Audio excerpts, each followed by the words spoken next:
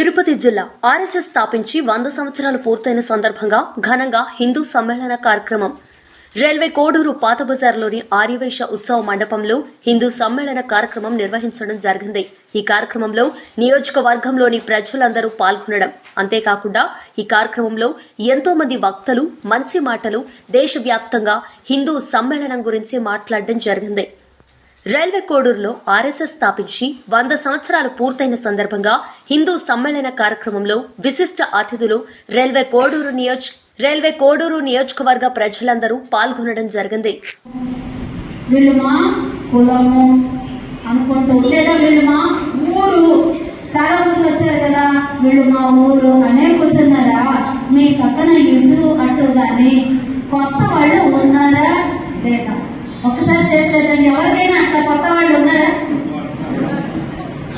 పక్కన నాకు తెలియని వాళ్లే ఉన్నారు. Very good. ఇప్పుడు ఎక్కడికి వెళ్ళినా సరే మనం ఆ విధంగా కావాలి.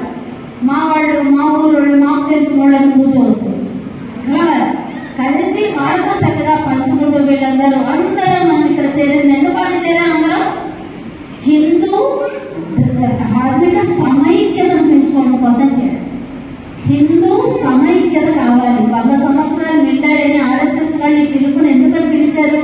కేవలం ఆర్ఎస్ఎస్ వాళ్ళనే పిలవండి, మనందరం కూర్చొని చెయ్యండి అనలేదు కదండి.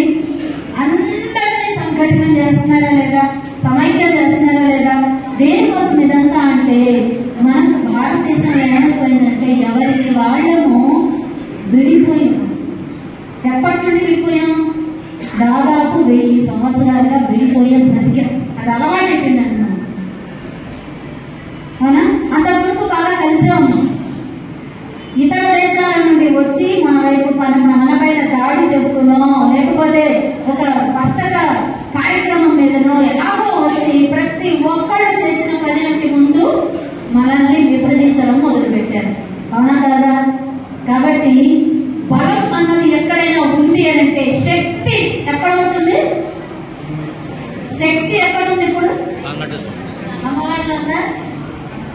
అమ్మవారిలో ఉందా?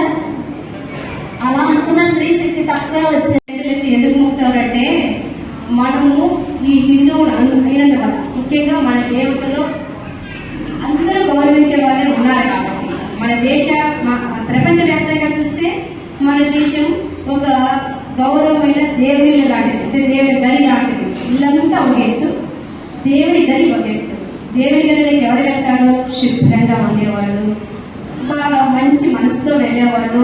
అక్కడికి పోయి మనం కరెక్ట్ గా చేసుకుంటాం అనేది దీంతో మనం మారాలి అని, మనం పూజ చేసి మన భగవంతుడు కనిస్తారని దీంతో వెళ్తాం కదా. అట్లా మన దేశాన్ని ప్రపంచ దేశం అన్నింటిలోనే చూస్తే మన దేశం మాత్రం దేవుని గదిగానే చూస్తారు, దేవుడి రూపంగానే చూస్తారు. కాబట్టి మన కట్టుబాట్లు మన ఇవన్నీ కూడా వాళ్ళందరూ గౌరవిస్తారు. మన దేశంలో కంటే విదేశంలో గీతా పారాయణ చాలా బాగా జరుగుతున్నారు. పిల్లలు కూడా అంతే, ప్రతిరోజు వాళ్ళు గీతా పారాయణ చేస్తారు, శ్లోకాలు చేస్తారు. అసలు నెట్ లో చూస్తే ఎన్ని వస్తున్నాయో. మన దేశంలోనే పిల్లలు ట్యూషన్ కట్టు, బండి హోంవర్క్ కట్టు, పెద్ద పెద్ద బ్యాగులు అట్టు ఏదేదో వేసేస్తున్నారు.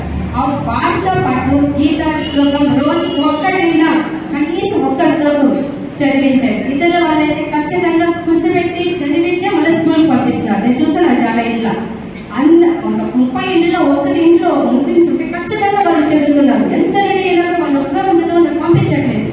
మనం కూడా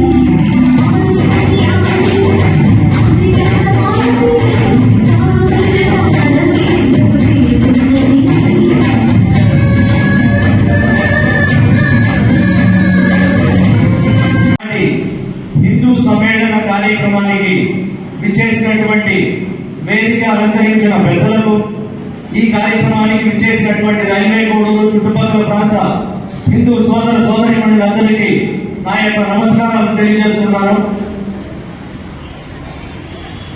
ముఖ్యంగా ఈ హిందూ సమ్మేళనం అనే పదం వినగానే ఈరోజు ఇక్కడ ఈ కార్యక్రమంలో పాల్గొనడానికి నాకు ఎంతో అదృష్టం ఉందని చెప్పేసి నేను మీ అందరి సమక్షంలో తెలియజేస్తున్నాను. ఇలాంటి కార్యక్రమాలకు నన్ను ముఖ్య అతిథిగా ఆహ్వానించినందుకు నిర్వాహకులకు నా ప్రత్యేక కృతజ్ఞతలు తెలుపుకుంటున్నాను. అలాగే హిందూ సమ్మేళనానికి ఈరోజు నిర్వహించడానికి ముఖ్య కారకులు ఆర్ఎస్ఎస్ రాష్ట్రీయ స్వయం సేవక్ సంఘ్ వారు 100 సంవత్సరాలు స్థాపించబడి 100 సంవత్సరాలు పూర్తి చేస్తున్న సందర్భంగా ఈ హిందూ సమ్మేళన కార్యక్రమం అనేక చోట్ల దేశమంతటా కూడా నిర్వహిస్తున్నారు. అందులో భాగంగానే మన రైల్వే కోడూరులో ఈనాడు నిర్వహించడం జరుగుతోంది. చాలా సంతోషంగా ఉంది, చాలా ఆనందంగా ఉంది ఈ కార్యక్రమంలో పాల్గొనేందుకు. ప్రత్యేకంగా నేను హిందూ అయినందుకు చాలా గర్వపడుతున్నాను, గౌరవంగా ఫీల్ అవుతున్నాను. మనందరం కూడా హిందువులు అని చెప్పి చెప్పుకోవడానికి అందరూ ప్రతి ఒక్కరు కూడా గర్వపడాలి, గౌరవంగా చెప్పుకోవాలని కూడా నేను హిందువుని అనే పదం ముందు మనం మాట్లాడేటప్పుడు మనం చెప్పుకోవాలని చెప్పేసి నేను మీ అందరికీ సమాముఖంగా తెలియజేసుకున్నాను. నేను ఈ మధ్యనే ఇండోనేషియా బాలి ప్రదేశానికి కుటుంబ సమేతంగా ఫ్యామిలీ ట్రిప్ వెళ్ళడం జరిగింది. ఇండోనేషియాలో ముఖాలు భాగం వేరే మతస్థులు